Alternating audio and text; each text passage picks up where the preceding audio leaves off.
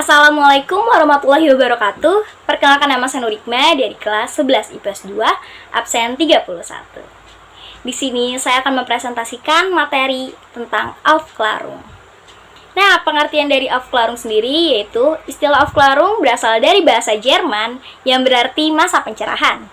Masa Aufklärung ini mulai muncul pada sekitar abad ke-17 Masehi di Eropa. Kelahiran masa Aufklärung ini tidak dapat dilepaskan dari pengaruh Renaissance.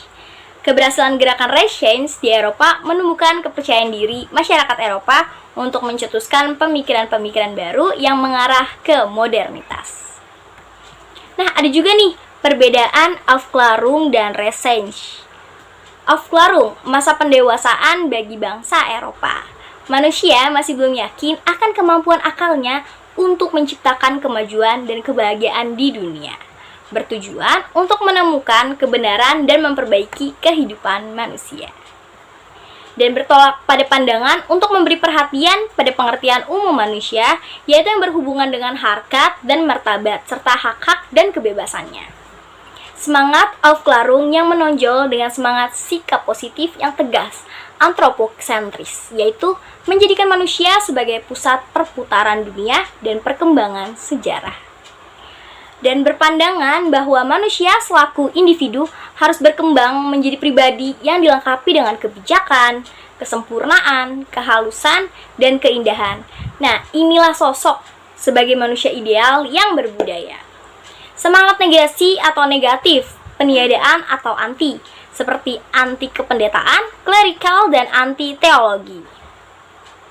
Sedangkan Renaissance yaitu merupakan peralihan dari zaman pertengahan ke zaman modern dan dianggap sebagai masa peremajaan bangsa. Kesadaran akan kemampuan akal manusia sudah berkembang, tetapi hal tersebut hanya menghasilkan kemajuan di bidang humaniora. Apa aja sih bidang humaniora ini? Yaitu ada filsafat, politik, seni, sastra, dan hukum. Nah, bertujuan untuk mempersatukan kembali gereja yang terpecah belah akibat skisma atau perang agama. Nah, tokoh-tokoh pelopor dari Inggris ini ada John dan Francis. Nah, tokoh-tokoh dari Francis ini ada René dan Voltaire. Nah, pengaruh Aufklärung terhadap dunia, mau tahu nggak apa aja sih? Yang pertama nih, berkembangnya paham liberalisme dan nasionalisme. Aufklärung ini nih mengedepankan dan memaksimalkan kemampuan akal manusia, kemudian mendorong munculnya berbagai ideologi baru.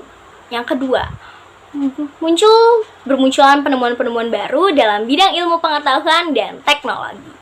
Nah, Aufklärung ini nih berhasil merevolusi bidang di iptek Eropa dan bermanfaat sampai saat ini. Buktinya banyak banget kan perkembangan teknologi yang ada sampai sekarang.